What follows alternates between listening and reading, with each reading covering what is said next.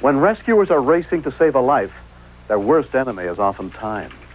I'm William Shatner.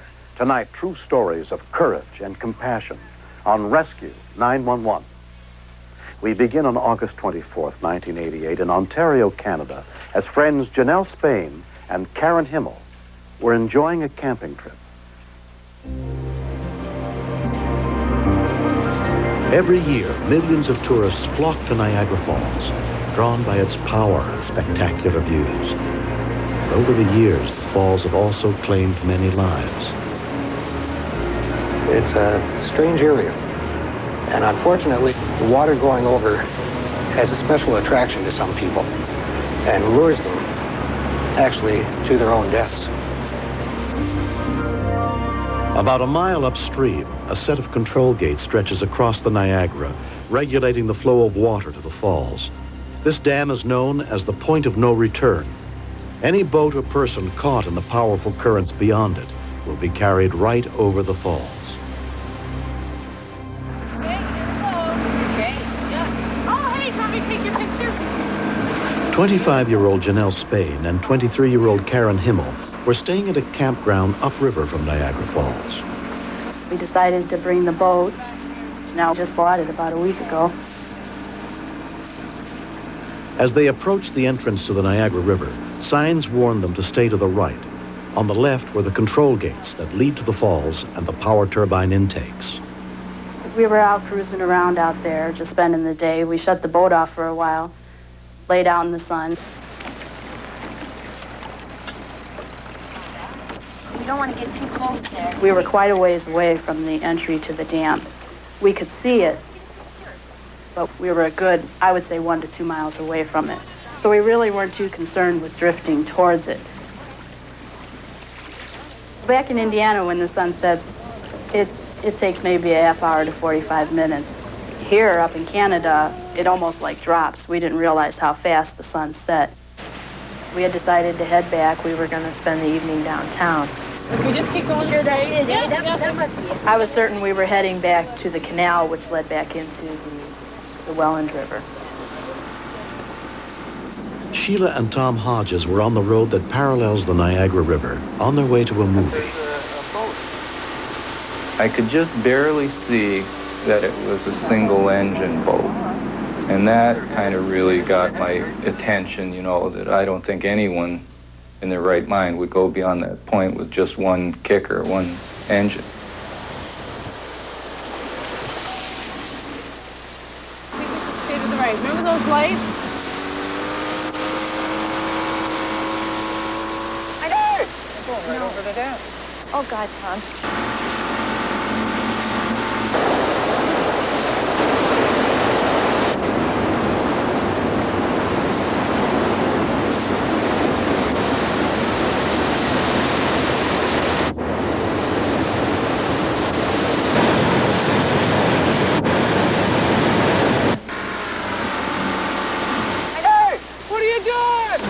It appeared as if they had actually increased their speed, and then they went right over the dam.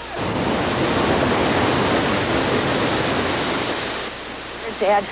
When we looked over the edge, here was the boat, upright. These 2 people still in the boat. How that happened, I mean, I was just astonished. I couldn't believe that they were still in the boat.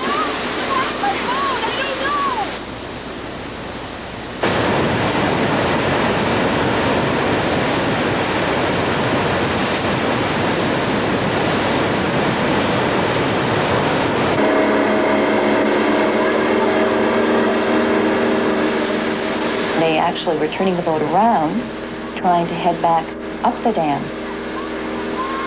Tom, you better go get somebody. We're here! Put your lights on! God, no! Where we were, there was very little traffic, and it was such a helpless situation. Stop! Stop! There's a boat just gone over the dam. Stop! Stop! Stop! Stop! Tom flagged down a parked tour bus. Right at that moment, one of the girls fired the red flare into the air.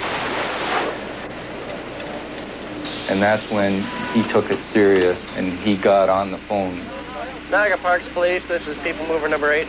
Go ahead. The call came into the Niagara Parks Police Department. Officers were immediately dispatched.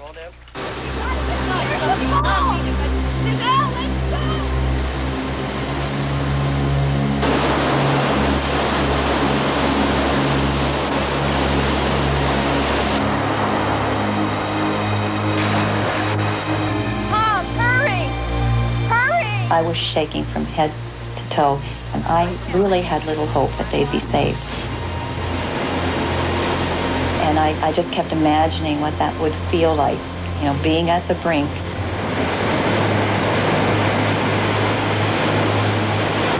And knowing you're gone.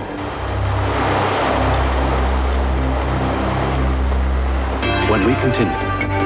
Once you get below the international control gates, you're in rough water and no chance of getting out of the water before going over the falls.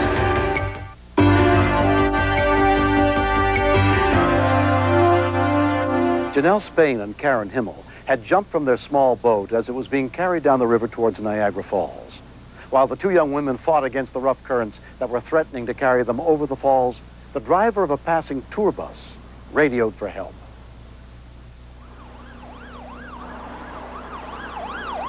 Sergeant Stan Sherrar and Constable Alex Tachinelli headed to the scene. Once you get below the international control gates, you're in rough water and there's no chance of getting out of the water before going over the falls.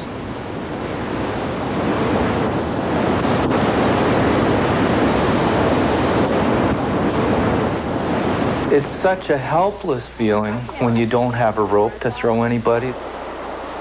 And the feeling was becoming more intense because you knew the clock was ticking and they didn't have much time.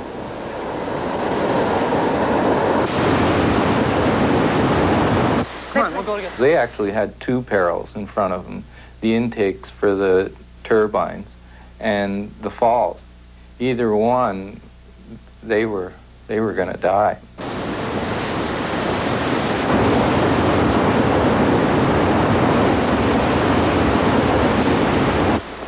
When the officers arrived, they spotted the two women in the rapids less than 500 yards from the falls. We started screaming, swim, swim towards the light. Come on, swim! We tried to hand back and forth between the two of them, and we lost one of them. And I turned to my sergeant and said, one's gone. And we started to concentrate on the other woman. When I said that to him, I meant that one is going over the falls.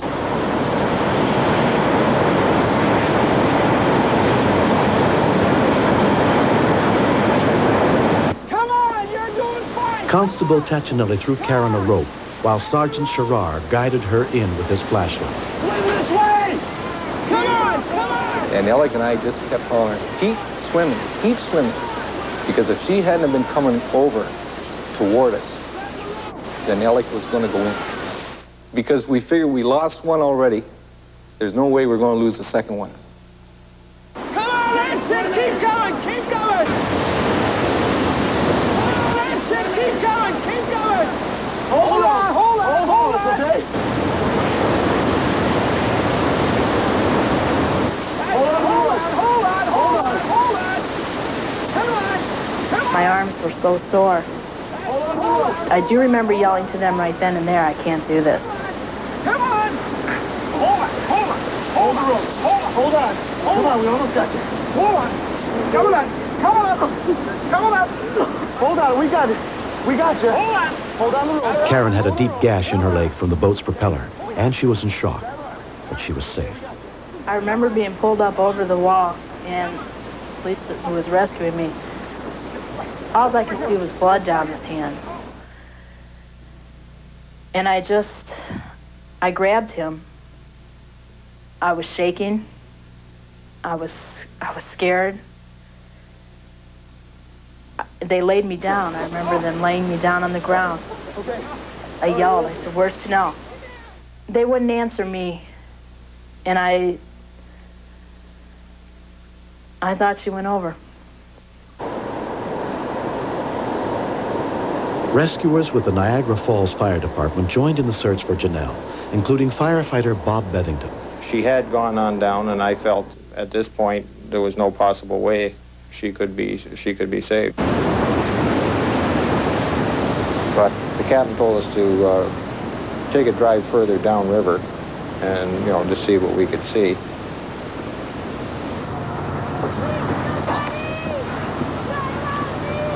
As soon as we stopped, I could hear her screaming out there.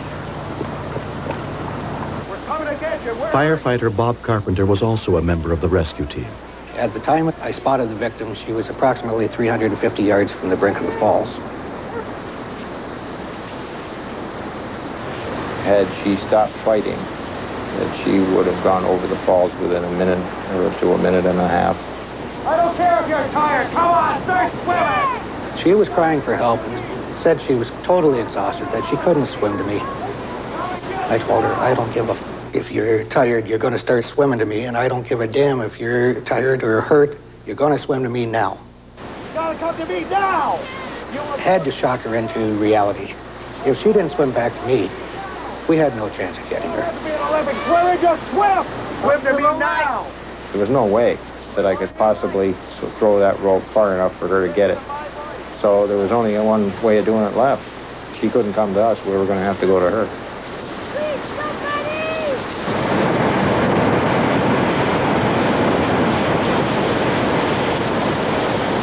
I'm not a brave guy, but it looked like we had a shot, so I took it. Give me the rope. I thought, well, I better do it now, or I'm never going to do it. Come on, swim to me! And I remember thinking, hey, this is crazy. What are you doing?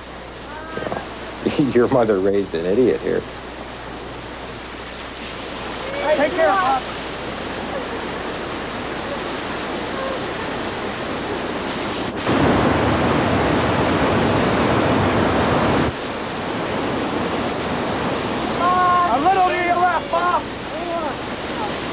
We're coming to get you. Keep swimming. Come on. Come on. Keep swimming. Come and meet us.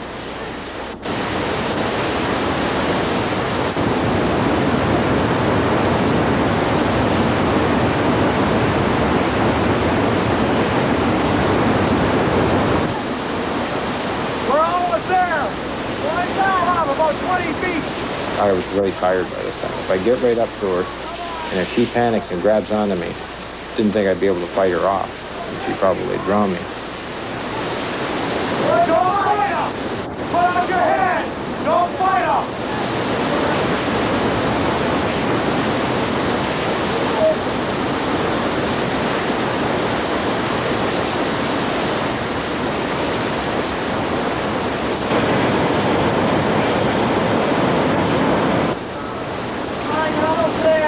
I just pulled as hard as I could, but I had to slow down when we came close to the shore because the rocks would have just chewed up his back end. Careful, careful of rock. Okay, you got it. You got it, right here. All right. And she threw her arms around me, and she just crushed me practically. And it was the most incredible feeling I have ever experienced in my life. It was a totally clean save. I mean, she wasn't injured. All she was wet. And she was alive, and it worked, and we did it, and it was fantastic. 30 seconds after Janelle was saved, her boat reached the edge of the falls.